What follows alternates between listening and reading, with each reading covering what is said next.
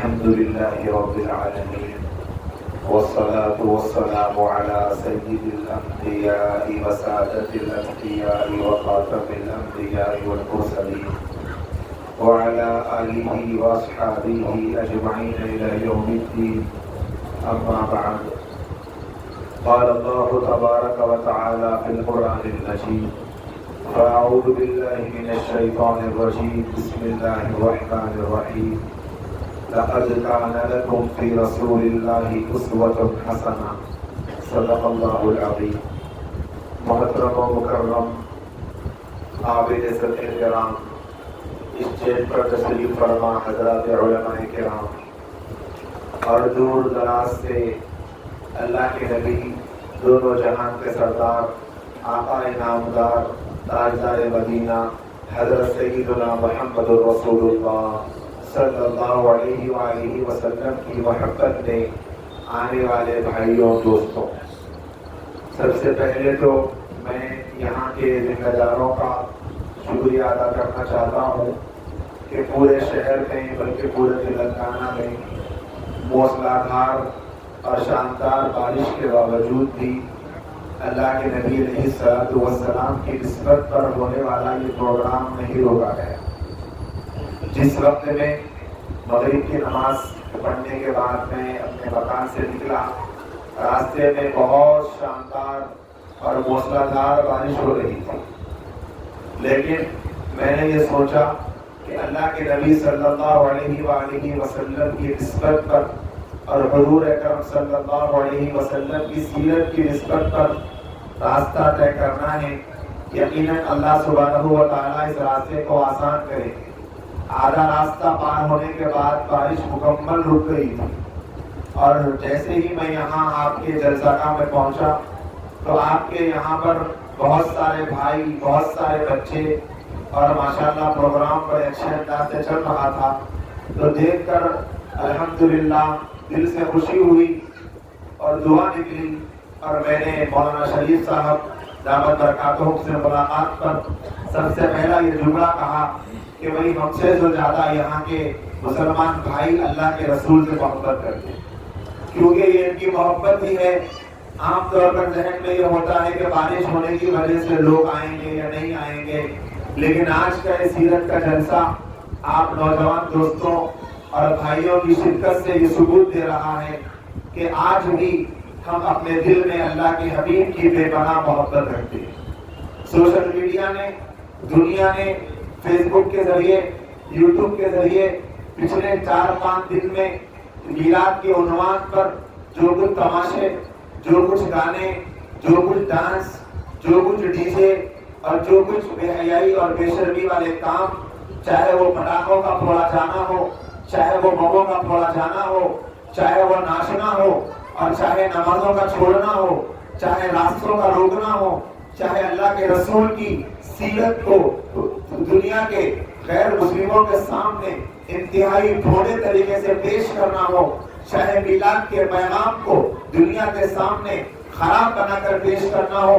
دنیا نے ان نوجوانوں کو دیکھا، لیکن آج خوشی ہو رہی ہے آپ نوجوانوں کو دیکھ کر کہ آج بھی ایسے نوجوان موجود ہیں جو اللہ کے رسول کی سیرت کے عنوان پر جمع ہو جاتے ہیں الحمدللہ۔ اور عشاء کی نماز کے بعد سے مستقل قرات، نعت اور پھر 2 اہم تقریریں الحمدللہ آپ کے ساتھ مجھے بھی سننے کا موقع ملا۔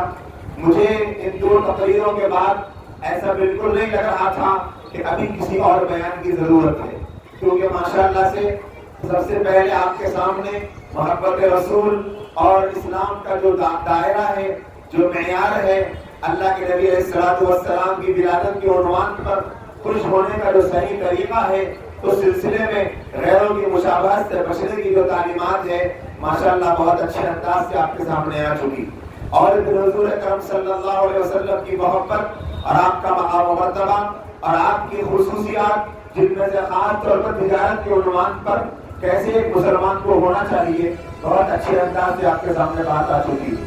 لیکن یہاں کے ذمہ داروں کا حکم ہے، چونکہ اب جلسے کا وقت ختم ہونے پر ہے، لیکن آپ سے گزارش کی گئی کہ کچھ دیر آپ کو سننا ہے، تو میں آپ کے سامنے صرف اللہ کے نبی دونوں جہان کے سردار صلی اللہ علیہ وآلہ وسلم کی سیرت طیبہ سنانا چاہتا ہوں. ہم بار بار سنتے ہیں اللہ کے نبی حضرت محمد صلی اللہ علیہ وسلم کا نام سن کر ہر مسلمان کا دل خوش ہو جاتا ہے. نام محمد میں وہ تاثیر ہے کہ اچھے لوگ اللہ کے نبی کا نام آنے کے بعد سلنڈر ہو جاتے ہیں. لیکن ہر جلسے میں یہی دیکھا جاتا، ہم نے اپنے زندگی کے شعور سے لے کر اب تک یہی دیکھا، وقت کے ناکافی ہونے کی وجہ سے سیرت رسول سنا نہیں سکتے. لیکن جتنا وقت میرے پاس ہے میں کوشش کروں گا ہم جہاں تک پہنچ سکتے وہاں پہنچیں گے. اللہ نے اگر زندگی باقی رکھی تو پھر کبھی باقیہ سنیں گے. کیا وہ سب ساتھی سننے تیار ہیں؟ چلو بھائی.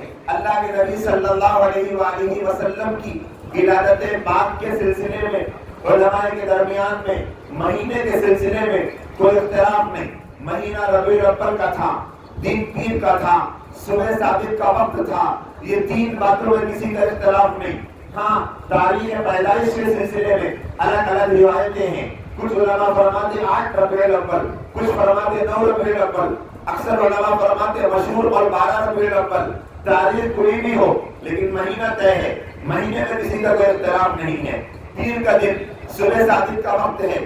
اللہ کے نبی دونوں جہان کے سردار حضرت بی بی آمنہ ان کی والدہ اور حضرت عبداللہ آپ کے والد، 6 مہینے کی عمر آپ کی تھی اور آپ اپنی والدہ ماجدہ کے وطن میں تھے اور اللہ نے آپ کے والد مالک کو اپنے پاس بلا لیا. آپ کے والد حضرت عبداللہ دنیا سے گزر چکے اور آپ کی والدہ ماجدہ حضرت آمنہ کے وطن مبارک میں اللہ کے محبوب نبی موجود ہے. حضرت بی بی آمنہ فرماتی ہے کہ عام طور پہ حمل کے زمانے میں بچے کی وجہ سے عورت کو بوجھ محسوس ہوتا ہے، لیکن میرے پیٹ میں جب میرے بیٹے محمد تھے تو مجھے کوئی بوجھ محسوس نہیں ہوا. اللہ کے محبوب نبی اپنی ماں کی پیٹ میں تھے تب بھی ماں پر کوئی بوجھ محسوس نہیں ہوا. اللہ کے نبی علیہ السلام کی والدہ فرماتی جب میرے بیٹے محمد دنیا میں تشریف لائے تو میری پیٹ سے ایک ایسا نور نکلا جس سے ملک شام کے محلات روشن ہو گئے. آپ اندازہ لگائیں مکہ المکرمہ اور ملک شام کے درمیان 100 کلومیٹر کا فاصلہ ہے. اللہ کے نبی معراج کے موقع پر مکے سے نکل کے مسجد اقصی کو بیت المقدس کو گئے تھے. کئی لمبا سفر ہے، کئی دنوں کا سفر، لیکن فرماتی بی بی آمنہ میرے پیٹ سے ایک نور نکلا جس سے ملک شام روشن کر دیا گیا. اللہ نے بتا دیا. اللہ کے نبی علیہ السلام کی ولادت کے وقت کے بارے میں علماء فرماتے صبح صادق کے وقت میں نبی دنیا میں تشریف لائے. کیا مطلب صبح صادق کا؟ جب اندھیرا چھٹتا ہے اور اجالا نکلنے لگتا ہے اس کو کہتے ہیں صبح صادق. علماء نے لکھا ہے کہ اس کا مطلب یہ تھا، اشارہ دیا جا رہا جیسے اندھیرا ختم ہو کر اجالا آتا ہے، اب ظلم کا اندھیرا ختم ہوگا اور انصاف کا اجالا آئے گا. اب شرک کا اندھیرا ختم ہوگا اور توحید کا اجالا آئے گا. دونوں جہان کے سردار دنیا میں آ رہے ہیں. اللہ کے نبی علیہ السلام کی ولادت سے اللہ نے پورے باطل میں زلزلے شروع کر دیے. 1400 سال گزر گئے، آج بھی باطل کے ایوانوں میں زلزلہ مچا ہے. پوری دنیا کا باطل جب کبھی ان کو برداشت نہیں ہوتا اللہ کے رسول کی شان میں گستاخی کر دیتے ہیں. انہیں پتا ہے جتنا زیادہ حضرت محمد عربی کو چاہنے والے اس روئے زمین پر ہے اتنا کسی کو چاہنے والے روئے زمین پہ نہیں ہے.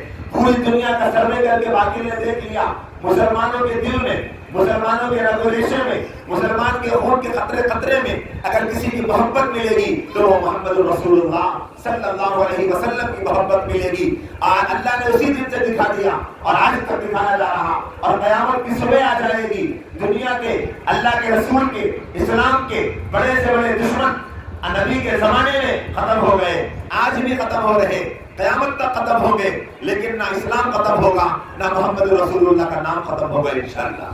یہ ہم سب کا ایمان ہے. اللہ کے نبی علیہ السلام دنیا میں تشریف لائے. اللہ کے نبی کی ولادت مبارکہ پورے عرب کے لیے ایک انوکھا واقعہ تھی، اس لیے کہ سارے لوگ انتظار میں تھے یہودی کہ ایک نبی آنے والے ہیں جس نبی کا انتظار تھا یہودیوں کو. لیکن انہوں نے یہ نہیں سوچا تھا کہ یہ نبی حضرت اسماعیل علیہ السلام کی اولاد میں سے ہوں گے، لیکن ہمارے نبی حضرت اسماعیل کی اولاد ہے. حضرت ابراہیم کے 2 بیٹے، ایک کا نام حضرت اسحاق اور ایک کا نام حضرت اسماعیل. حضرت اسحاق کے ایک اور بیٹے ان کا نام یعقوب، ان کا دوسرا نام اسرائیل. انہی کی اولاد کو قرآن بنی اسرائیل کہتا ہے. لیکن اللہ کے نبی حضرت ابراہیم کے دوسرے بیٹے حضرت اسماعیل، ان کی نسل میں کوئی نبی نہیں آئے، لیکن کئی 100 سال کے بعد تو وہ پوری انسانیت کے رہبر اور آخری نبی حضرت سیدنا محمد رسول اللہ صلی اللہ علیہ وسلم تشریف لائے تو یہودیوں کو حسد ہو گیا کہ ہماری نسل میں نہیں آئے اور بنی اسرائیل میں آ گئے. یہ بنی اسرائیل سے ہے، حضرت موسیٰ حضرت عیسیٰ علیہ السلام پورے نبی بنی اسرائیل سے، لیکن ہمارے نبی بنی اسماعیل سے. اسی لیے ان لوگوں نے نبی کی دشمنی پال لی. اللہ کے نبی علیہ السلام ابھی معصوم سے بچے، حضرت بی بی آمنہ آپ کو دودھ پلاتی ہے، حضرت ذویبہ ابو لہب کی باندھی آپ کو دودھ پلاتی ہے. اس زمانے میں دودھ پلانے کے لیے دیہات سے عورتیں آتی ہیں تو قبیلے بنو سعد کی اور عورتیں آئی، انہی میں خاتون حلیمہ سعدیہ ان کا نام تھا. ان کا جانور بڑا کمزور تھا، ان کے پاس پلانے کے لیے دودھ نہیں تھا. ان کے ساتھ ایک بچہ تھا جس بچے کو پلانے کے لیے حلیمہ سعدیہ کے پاس دودھ نہیں تھا، اور وہ بچہ تلاش کرنے آئی تاکہ دودھ پلائیں گے، پرورش کریں گے تو کچھ پیسے ملیں گے. لوگ آتے اللہ کے نبی کو دیکھتے، پوچھتے اس بچے کے ابا ہیں؟ کہتے کہ نہیں یتیم ہے، کیونکہ ابا نہیں تھے. اسی لیے شاعر کہتا ہے پیدا ہوئے تو باپ کا سایہ نہیں رہا.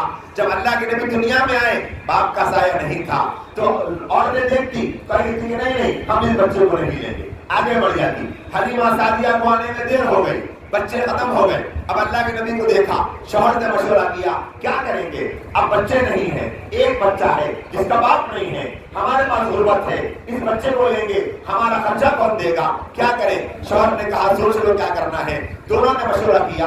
بچہ اگرچہ یتیم ہے لیکن بچے کو لے ہی لیتے ہیں، خالی ہاتھ کیوں جائیں. بچے کو لے لیا، سواری پر بٹھایا. اب دیکھو سواری میں جیسے اللہ کے نبی چھوٹے سے بچے ہیں معصوم، گود میں ہیں، بٹھایا ہے سواری پر. سواری کی رفتار بدل گئی، سواری تیز چلنا شروع ہو گئی. سہیلیوں نے روکا، حلیمہ تم جب جا رہی تھی یہی سواری تھی، کیا تم نے سواری بدل لی ہے؟ حلیمہ نے کہا سواری نہیں بدلی. سہیلیوں کو کیا پتا، سواری تو وہی ہے لیکن سوار بدل گیا.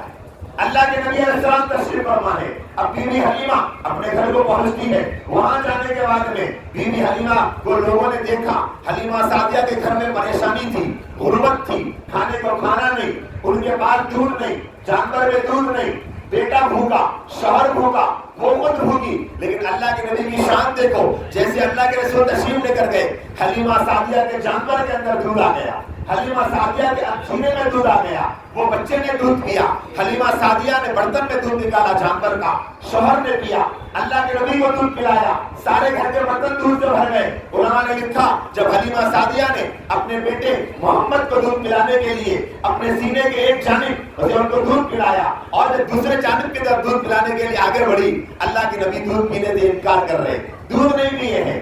اللہ کے نبی کے اس عمل سے علماء نے نقطہ لکھا، اشارہ لکھا، اللہ کے نبی یہ پیغام دے رہے تھے ایک حصہ میرے دودھ کے پینے کا، دوسرا حصہ میرے بھائی عبداللہ کے دودھ پینے کا ہے، میں میرے بھائی کا حق نہیں مان سکتا. اور علماء نے نقطہ لکھا جو نبی دودھ پینے کے زمانے میں اپنے بھائی کا حق نہیں مارا، اسی نبی کے نام لینے والی امت جوان ہونے کے بعد اپنے خونی رشتہ دار بھائی بہنوں کا حق مار دے.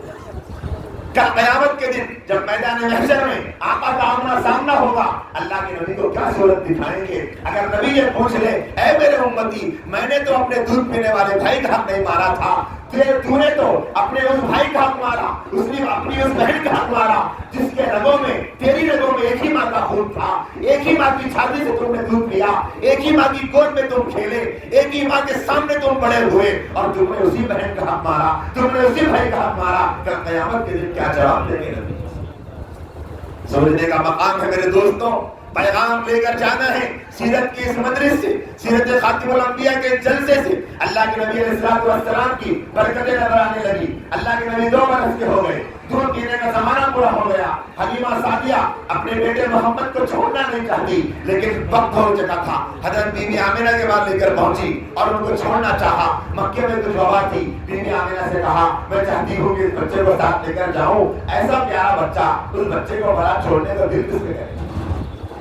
حضرت حلیمہ سعدیہ لے کر چلی گئی. اللہ کے نبی 4 برس کی عمر کے ہوئے. اور بچوں کے ساتھ کھیل رہے، حضرت شیما آپ کی بہن، حضرت عبداللہ آپ کے بھائی، اللہ کے نبی کھیل رہے، فرشتے آتے ہیں، آپ کا سینے مبارک کو کھولا جاتا ہے، دل مبارک کو نکالا جاتا ہے، زمزم کا پانی لایا جاتا ہے اور اس پانی سے آپ کے من کو دھویا جاتا ہے، پھر سینے کے اندر اور رکھ دیا جاتا ہے اور سینے کو سل دیا جاتا ہے۔ یہ دیکھ کر پریشان ہو گئی امی، ہمارے بھائی محمد کے ساتھ کسی نے کچھ کر دیا۔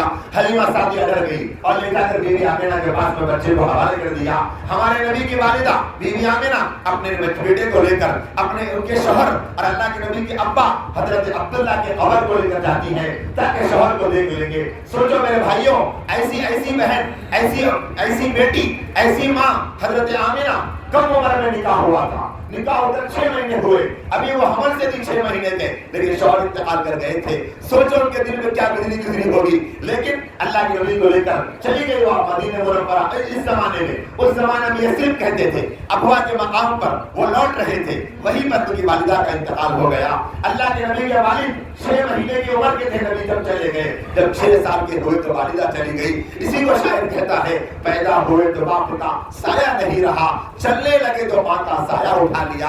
اب چلنے کی عمر ہوئی لیکن اللہ تعالیٰ نے ماں کو بلا لیا۔ اب دادا جان ہمارے نبی کی نگرانی کر رہے ہیں۔ اللہ کے نبی 8 برس کے ہوئے اور دادا جان کا بھی انتقال ہو گیا۔ شاعر کہتا ہے، پیدا ہوئے تو باپ کا سایہ نہیں رہا، چلنے لگے تو ماں کا سایہ اٹھا لیا۔ سایہ پسند نہ آئے پروردگار کو، بے سایہ کر دیا اس سایہ دار کو۔ وہ محمد عربی جو ساری انسانیت پر رحمت کا، شفقت کا، انصاف کا سایہ کرنے والے تھے، اسی نبی کو اللہ پاک نے بے سایہ کر دیا۔ کیوں؟ پیغام دے دیا کہ اولاد کی پرورش ماں باپ نہیں کرتے، اللہ کرتا ہے۔ اگر دادا بڑے شاندار، ابا بڑے عالیشان، والدہ بیوی آمنہ بڑی کمال والی اور پورا خاندان کمالات والا، اللہ کے نبی کی تربیت ہوتی، لوگ کہتے اچھی ان کو تو ابا اچھے ملے، دادا اچھے ملے، ان کو تو امی اچھی ملی۔ اللہ نے سارے سہارے ہٹا دیے اور یہ بتا دیا میرے نبی کی تربیت میں کروں گا۔ اللہ نے خود کر کے بتائی کوئی سہارا نہیں چاہیے، اور ہم گنہگاروں کو پیغام دے دیا، باپ اپنے بچوں کو نہیں پالتا، ماں اپنے بچوں کو نہیں پالتی، اللہ پالنے والے ہیں۔ یقین اللہ کی ذات پر رکھو، روزانہ صبح نکلو گھر سے اللہ سے مانگ کے، اے میرے مولا میرے ہاتھوں میں وہ طاقت نہیں جو آپ کی قدرت میں ہے، آپ مجھے ایسا حوصلہ دے میں اپنے بیٹوں کے حلق کے نیچے سے کھانے کا دانہ اتاروں اور ساتھ میں آخرت کی تیاری کی فکر بھی اتاروں۔ یہ سب اللہ کرنے والے ہیں۔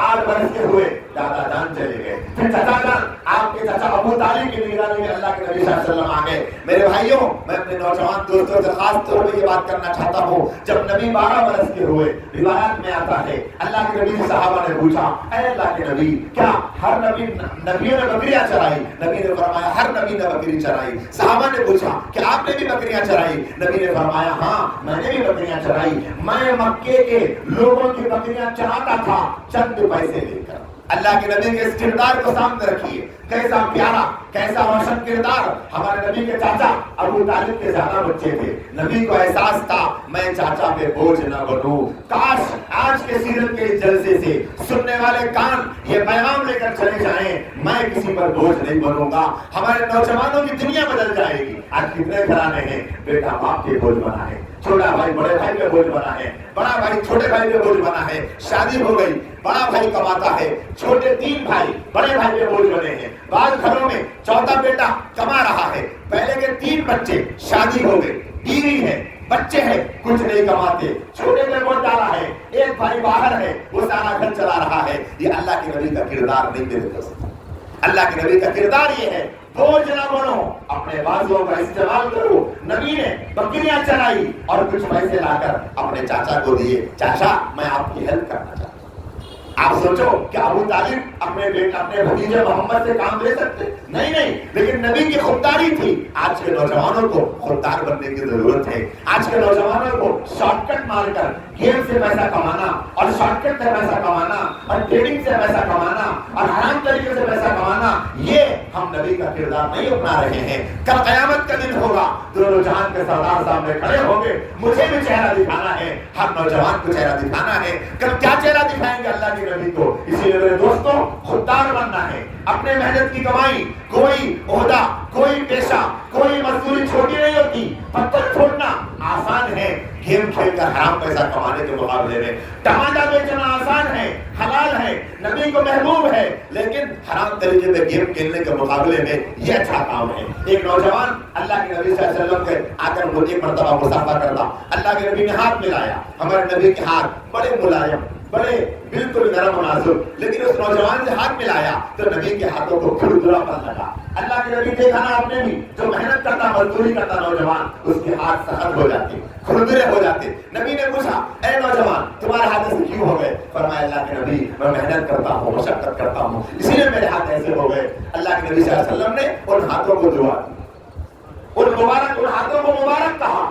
वो हाथ मुबारक है जो पत्थर फोड़ेगा, वो हाथ मुबारक है जो मेहनत मजदूरी करके अपना घर चलाएगा, लेकिन वो हाथ नामुबारक है जो हराम गेमें खेलकर कमाता है या फिर चबूतरे बैठकर सेकता है। वो नौजवान का हाथ नामुबारक। अल्लाह के नबी सल्लल्लाहु अलैहि वसल्लम की उम्र मुबारक आगे बढ़ती है, 15 साल का जमाना आ गया, आप 30 साल के हो गए और हिल्फुल फुसूल नाम से एक मुआहिदा, एक एग्रीमेंट मक्का मुकर्रमा में होता है।